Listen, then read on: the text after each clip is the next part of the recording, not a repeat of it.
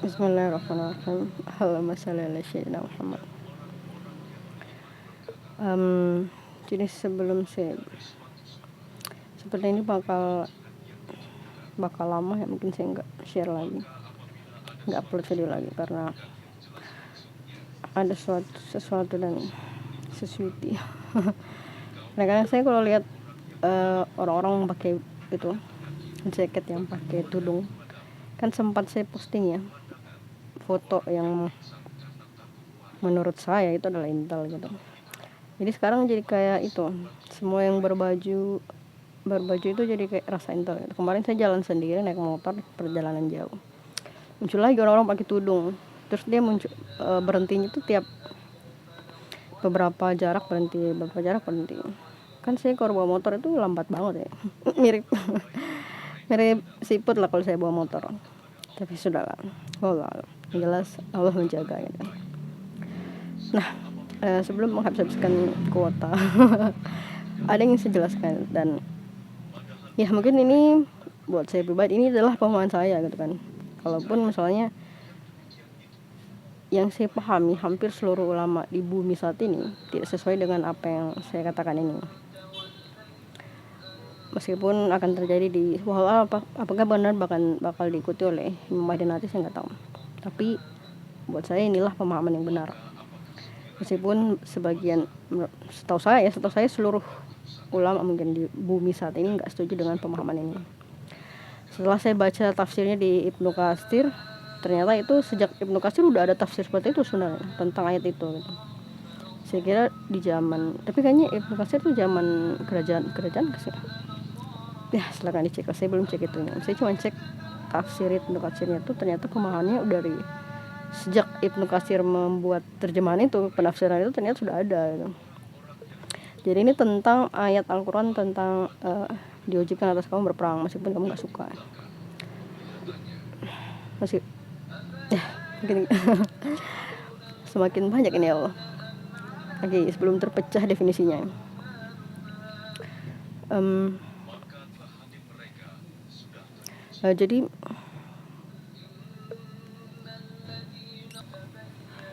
Jadi ayat Al-Qurannya itu penafsiran Ibnu Katsir ternyata, kalau saya nggak salah ya, silakan dicek kembali. Ada ya, Ibnu Katsir itu menulis itu di dalam situ. Oh, ini ayat yang satu ya Allah. Karena saya akan menggabungkan 3 atau 4 sekaligus ya. Karena jadi satu Al-Quran itu menjelaskan satu sama lain gitu kan. Makanya kadang nggak bengkok gitu. Karena satu sama lain itu menjelaskan beberapa ayat, menjelaskan yang lain, beberapa ayat menjelaskan ayat yang lain. Dan Bismillahirrahmanirrahim itu menjelaskan segalanya gitu. Makanya saya bilang dasar pemahaman untuk mencari hikmah Al-Quran itu adalah Bismillahirrahmanirrahim. Ya, ini Allah nggak akan menurunkan satu kata pun, satu huruf pun dalam Al-Quran kecuali memberikan rahmat atau rahman dan rahimnya, kebaikannya Allah yang menyeluruh, itu rahman rahimnya dia kepada seluruh makhluk yang sudah diciptakan. Makanya Al-Quran itu untuk seluruh alam sebenarnya. Makanya kalau kalian perdengarkan Al-Quran ke hewan-hewan pun mereka itu bereaksi karena memang itu untuk seluruh alam dan itu ada maknanya. Ya mungkin akan dibahas. Ini udah semakin lebar, ini udah 3 menit. Jadi dalam tafsir yang saya baca tadi itu ternyata udah dia ini enaknya baca tafsir Ibnu Katsir karena dia bisa menaruh proses kayak hadis-hadis yang berkaitan dengan itu atau peristiwa berkaitan dengan ayat itu. Nah, dia menulis sebenarnya ada 2 hadis Nabi ya. Tapi yang saya ingat itu ketika Rasulullah mengatakan kewajiban berperang untuk seluruh umat muslim gitu. Maka Rasulullah mengatakan umat muslim atau orang muslim atau kita yang beriman terhadap Al-Quran ini itu kalau seumur hidupnya nggak pernah berperang itu bisa mati dalam keadaan jahil gitu. Artinya dalam definisi terburuk itu bisa dianggap kafir sebenarnya. Tapi sekali lagi penafsiran kafir itu bukan ketika saya sebagai manusia mengkafirkan manusia yang lain, bukan ya. Tapi definisi agar kita sebagai manusia menjauhi definisi itu gitu. Bukan kita yang menjudge. Guys, saya sudah ganti kata judge. Bukan kita yang memaksa bahwa penilaian kafir yang kita katakan ke orang lain itu benar, bukan, tapi menghindari agar diri kita sendiri dan orang lain itu menghindari definisi ini gitu. Jadi kafir, penjelasan tentang kafir itu bukan tentang kita melabeli seseorang dengan itu, tapi menghindari dan memperingatkan orang itu dan diri kita sendiri agar kita tidak terjerumus dalam definisi itu. Itulah definisi kafir. Jadi bukan untuk mengkafirkan orang lain, karena mengkafirkan itu tugasnya Allah gitu, bukan tugas manusia. Karena yang memahami iman seseorang kan Allah kan. Kita cuma berusaha gitu. Makanya ya udah melebar dong ini ya Allah. Udah melebar ya Allah. Jadi ya udah, pokoknya begitulah ya. Jadi bahkan ada kecenderungan kekafiran di dalamnya ketika seumur hidup kamu nggak pernah berperang gitu. Dan yang kedua itu adalah hijrah, tidak ada hijrah setelah Fathu Mekah gitu kan. Kan definisi di Al-Quran hijrah itu ketika kamu nggak mampu berperang, akhirnya hijrah gitu kan. Jadi diam itu bukan satu saja. Maksudnya ketika kamu mampu berperang tapi kamu nggak mau, nah inilah yang menjadikan itu tuh dosa besar sebenarnya. Dan itu dekat dengan kafir. Makanya saya bilang kalian itu sudah dekat dengan kafiran karena kalian sedang menolak satu ayat Al-Quran.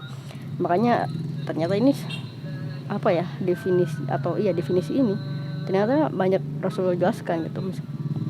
Dan saya memang belum membaca keseluruhan hadis ya, karena buat saya memahami Al-Quran itu dengan umur saya yang tersisa ini pun nggak cukup sebenarnya. Bahkan mendefinisikan Bismillahirrahmanirrahim saja, saya pernah mencoba mendefinisikan Bismillah saja ya, itu 1 jam nggak selesai, dan bahkan setelah 1 jam itu masih berentetan di kepala. Saya bilang maaf ya saya melakukan sesuatu yang mustahil gitu, sesuatu yang mustahil dilakukan oleh seorang manusia. Itu saking besarnya Al-Quran, untuk besarnya rahmat rahimnya Allah gitu. Tapi kita manusia itu nggak mau memahami itu gitu. Dan wujud keburukan kita dan timbulnya genosida Gaza itu bahkan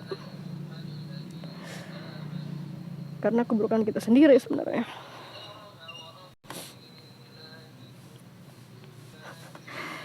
Ternyata saya lupa pause ya. Kelihatan gitu tadi. Kayaknya nggak ada sesuatu yang buruk yang kelihatan, sudahlah. Ya udah terlanjur ya Allah. Sekarang sih berpikir ya sudahlah, wallahu alam.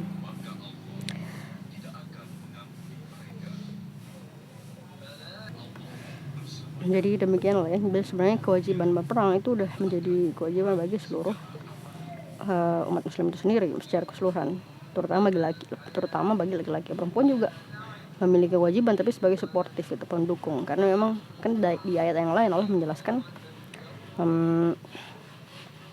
wanita itu dilindungi, itu pria itu pelindungnya wanita. Makanya kekuatan utama umat muslim itu lelaki, kekuatan tempur itu lelaki, wanita itu suportif ya, seperti saya suportif. Tapi ketika kita memiliki kemampuan untuk itu, silahkan, gak dipermasalahkan, karena itu adalah berperang itu menjadi kewajiban seluruh umat muslim, terutama laki-laki gitu. Dan kemudian ada di ayat Al-Quran ketika Allah mengatakan, nah ini sebenarnya ada hadis lain ya tentang, nah ini yang saya bilang, saya jelaskan tadi, ternyata sejak Ibnu Katsir, definisi ini ada sejak zaman Ibnu Katsir ternyata, karena saya baca tafsir Ibnu Katsir. Jadi di ayat yang lain Allah menjelaskan sebagian mencari ilmu, sebagian berperang. Kenapa sebagian yang enggak berperang itu enggak mencari ilmu? Nah inilah yang saya maksudkan dengan pemahaman yang ada sejak Ibnu Katsir. Jadi kalau saya nggak salah itu Salafi ya, membagi kelompok dalam Islam, yaitu kelompok berperang dan kelompok yang mencari ilmu. Nah buat saya definisi yang apakah saya boleh mengatakannya salah ya Allah? Nggak apa-apa lah, buat saya pribadi ini adalah definisi yang salah gitu. Karena dua-duanya itu adalah kewajiban seorang muslim. Apa itu? Mencari ilmu dan berperang. Jadi dua-duanya adalah kewajiban umat muslim. Mencari ilmu dan berperang itu adalah dua-duanya kewajiban umat muslim. Gak bisa kalian membagi ke satu kelompok berperang, satu kelompok mencari ilmu, gak bisa. Dua-duanya itu kewajiban. Jadi dua-duanya itu dipergulirkan satu sama lain. Misalnya dalam kekuatan umat muslim udah besar gitu kan. Makanya saya kira ini di zaman kerajaan terjadi. Tapi saya belum mencari tahu ini ya. Karena kekuatan umat muslim sudah besar, jadi nggak perlu semuanya turun berperang. Sebagian itu mencari ilmu. Tapi ini harus dipergulirkan. Jadi ketika perang bulan Januari misalnya ya, dilakukan oleh kelompok A, maka kelompok B mencari ilmu. Tapi di perang bulan Februari atau perang berikutnya itu dibalik gitu, dipergilirkan. Jadi kelompok B yang kemudian berperang dan kelompok A yang kemudian mencari ilmu. Jadi ini sesuatu yang harus dipergilirkan, nggak bisa dipisahkan. Karena nggak bisa seseorang umat muslim itu mencari berperang saja, nggak bisa, atau seorang umat muslim itu mencari ilmu saja, nggak bisa. Dua-duanya itu harus dipergilirkan. Kenapa? Karena dalam ayat lain dalam Quran itu ketika Allah mengatakan ada suri tauladan dalam diri Rasulullah, maka mencontohi Rasulullah itu adalah kewajiban muslim, dan Rasulullah berperang dan Rasulullah mencari ilmu dalam keadaan bersamaan atau bergiliran. Misalnya dalam perang itu dapat hikmah, tapi di luar perang juga dapat hikmah. Jadi setelah keluar dari perang mencari ilmu, tapi ketika ada perang ya kemudian luar perang gitu. Jadi dua-duanya ini nggak bisa dipisahkan menjadi dua kelompok yang berbeda, nggak bisa. Dan itu akan menimbulkan sesuatu yang buruk sebenarnya. Kan saya sudah bilang ya, kenapa Allah mewajibkan umat muslim untuk berperang, supaya kamu memahami definisi berperang atas diri kamu sendiri gitu. Jadi kamu mampu membedakan mana yang zalim, mana yang enggak. Karena menawarkan nyawa kamu sebagai bagian dari mendukung keadilan atau menegakkan Quran, itulah yang kemudian mendorong kamu untuk memahami mana yang benar, mana yang salah gitu. Itulah kenapa Allah perintahkan umat muslim untuk berperang. Itulah kenapa Allah perintahkan memerangi kezaliman. Karena makanya dua hal ini nggak bisa dipisahkan. Berilmu, mencari ilmu, dan berperang itu dua hal yang nggak bisa dipisahkan dan nggak bisa dibedakan. Makanya semua lelaki dan semua perempuan menurut kewajibannya masing-masing, perannya masing-masing dalam medan perang atau mencari ilmu, itulah yang dua-duanya harus dijalankan sesuai dengan perannya, terutama lelaki gitu. Makanya buat saya ini adalah definisi yang salah buat atas pemahaman saya gitu. Ketika mereka membagi kelompok yang mencari ilmu nggak berperang dan kelompok berperang nggak mencari ilmu, ini adalah buat saya definisi yang sangat-sangat salah. Karena kamu melakukan sebagian Al-Quran dan tidak melakukan sebagian yang lain. Padahal perintah Al-Quran itu menyeluruh. Nah, di ayat dalam Al-Quran Allah minta kamu untuk melaksanakan hukum Allah itu secara menyeluruh. Jadi kamu nggak bisa menjadikan diri kamu sendiri melakukan sesuatu yang sebagian dari Al-Quran dan melakukan sebagian dari yang lain. Ini nggak bisa. Makanya saya bilang kalian seperti menelantarkan satu ayat dalam Al-Quran, itulah berperang. Jangan kalian hanya mencari ilmu saja tapi nggak mau berperang. Nah, inilah buat saya definisi yang salah. Dan ternyata ada sejak zaman Ibnu Katsir, kan saya baca di situ. Pertama saya mau cari zaman kerajaan ini, karena udah pasti umat muslim itu udah besar gitu. Jadi nggak semuanya turun berperang. Nah, makanya di dalam ayat itu adalah ada definisi panjang gitu. Yaitu benar ya.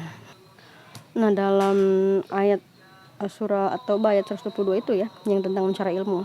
Nah, ini ada kalimat lanjutannya itu, yaitu untuk memberi peringatan kepada kaumnya apabila mereka telah kembali. Nah, definisi telah kembali ini jadi dua maknanya, karena di ujung kalimat yaitu apakah setelah berperang mereka dapat timah perang mereka kembali memberikan ilmu, ataupun setelah mereka mencari ilmu dan kemudian mereka memberi peringatan dengan ilmu. Jadi kata definisi kepada kaumnya apabila mereka telah kembali ini ada dua makna ini.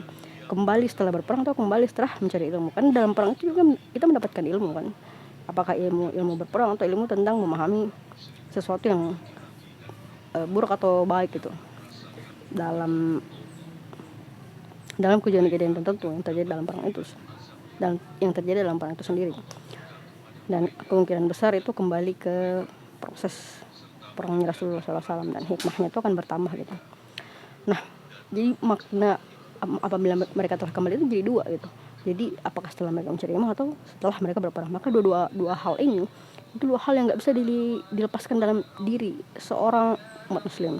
Dua-duanya harus dilakukan, yaitu mencari ilmu dan berperang. Maka dua hal ini nggak bisa satu kelompok saja, nggak bisa. Tapi seorang muslim wajib melakukan keduanya.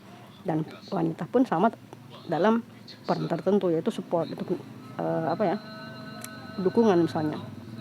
Meskipun dalam hal tertentu bisa seperti yang silahkan baca kembali silakan baca kembali ya tentang cerita perempuan yang ikut berperang dengan Rasulullah SAW dan dalam artian memegang senjata. Jadi ya inilah yang ingin saya jelaskan. Kalau misalnya terlalu cepat bisa pakai itu ya, slow motion ya. Jadi begitulah. Jadi menurut saya pribadi ini adalah sebuah pemahaman yang salah dari sejak definisi Ibnu Katsir. Ternyata setelah yang saya ingat itu dari Salafi kalau nggak salah. Jadi silakan dicek kembali apakah benar atau salah. Jadi dan ada hal yang paling buruk itu ketika kalian membagi dua kelompok ini, misalnya yang mencari ilmu saja nggak mau berperang. atau yang berperang saja nggak mau mencari ilmu. Yang pertama, kelompok yang berperang saja tapi nggak mau mencari ilmu. Ini definisinya mereka bisa menjadi muncul kesewenang-wenangan gitu. Akhirnya mereka berjalan di jalur yang salah. Apa itu?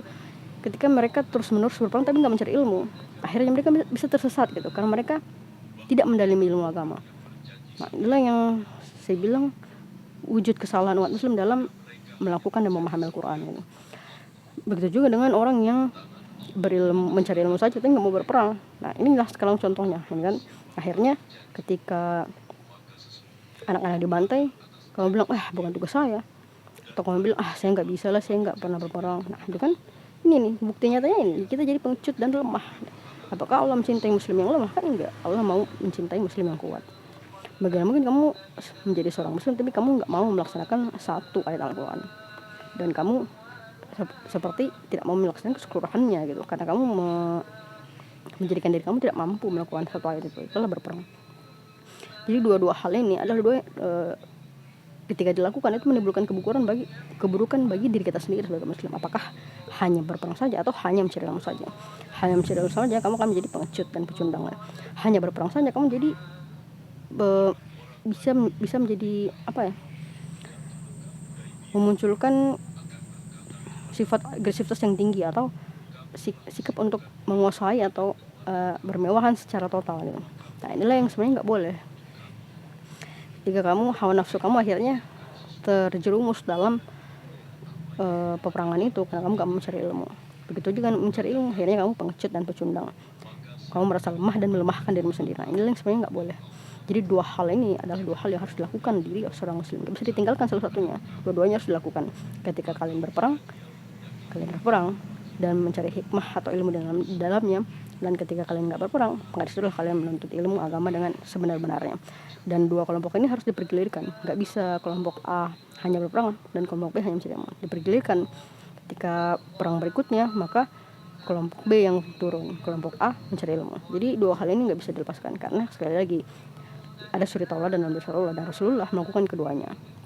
Ketika Rasulullah hanya melakukan salah satu, kalian boleh mencari. Tapi Rasulullah bukan keduanya. Justru karena ada manfaatnya. Nah, itulah yang saya jelaskan tadi. Jadi inilah sebenarnya inti dari ini. Kenapa Al-Quran itu harus dilakukan secara menyeluruh gitu. Karena ada manfaat dan ada keburukan ketika sesuatu itu nggak dilakukan sesuai dengan apa yang telah Allah tetapkan. Makanya Allah bilang justru orang-orang yang tidak melaksanakan hukum-hukum Allah itu orang yang melakukan kezaliman. Kenapa? Karena hukum-hukum Allah yang ditetapkan oleh Rasul-Rasulnya, dan sekarang kita Rasulullah Muhammad SAW. Nah, inilah muncul keburukannya gitu. Inilah keburukan sih. Lihat bagaimana pembantaian di Gaza. Apa yang kamu katakan? Bukan tugas saya loh. Kok bisa? Seakan-akan kalian mengerjakan sebagian dari Al-Quran merupakan sebagian yang lain. Apa bedanya kalian dengan kaum Yahudi yang dijelaskan dalam ayat tersebut? Ya kan? Sekarang kita berpaham kenapa Al-Quran itu sampai akhir zaman. Karena diri kita sendiri yang justru melakukan kebodohan yang melanggar dari ayat Al-Quran itu sendiri. Karena kamu tidak mau memahami Al-Quran karena memaksa diri kamu sendiri, memaksa mencari pembenaran Al-Quran dengan membenarkan keinginan kamu, hawa nafsu kamu. Itulah terjerumus pada keburukan kan. Makanya pemahaman atas diri kita benar-benar tidak masuk neraka, itulah pemahaman yang salah. Jadi umat muslim memang pasti masuk surga ya. Tapi definisi pasti masuk surga ini nggak bisa kita letakkan dalam hati kita. Yang kita harus letakkan dalam hati kita adalah kita adalah makhluk yang berdosa. Ketika kita sadar bahwa kita adalah makhluk yang pasti berdosa, maka disitulah kita mencari gitu. Bagaimana cara berhenti dari dosa itu, atau awalnya itu dosa itu apa gitu. Dan kita memahami dosa itu apa, kemudian kita belajar untuk berhenti dari dosa itu. Nah, inilah sesuatu yang menjadi hikmah dari Al-Quran ketika Allah mengatakan kalau Allah mau menurunkan seluruh keadilannya ke seluruh bumi, maka makhluk melata pun gak ada yang tersisa gitu. Bahkan makhluk melata saja, apapun makhluk melata seperti ular atau ulat mungkin ya, punya dosa gitu. Apalagi kita manusia. Makanya inilah sesuatu yang harus dipahami muslim. Sebelum saya berangkat, kayaknya saya berangkat 1 minggu mungkin ya. Ya malam terserah Allah saja. Jadi sekali lagi saya harap ini bisa dipahami ya, untuk kita semua, untuk saya sendiri, untuk diri saya sendiri, juga untuk seluruh makhluk manusia secara umum dan umat muslim secara khusus, apalagi lelaki gitu. Yang paling berdosa kalian juga, serius. Yang paling berdosa kan kalian juga, yang kena siksa paling berat kalian juga. Dan saya pun kena, karena saya suportif gitu. Kalau saya tidak mendukung kalian dalam melakukan hal ini, nah saya pun berdosa gitu. Dan apalagi ketika saya tidak mau menjelaskan apa yang saya pahami. Sebenarnya mungkin gak usah ya Allah. Ya nantilah kalau muncul pertanyaannya, karena udah 20 menit juga. Kira-kira ada yang terkait ini memutuskan gak ya? Saya nggak ada ya.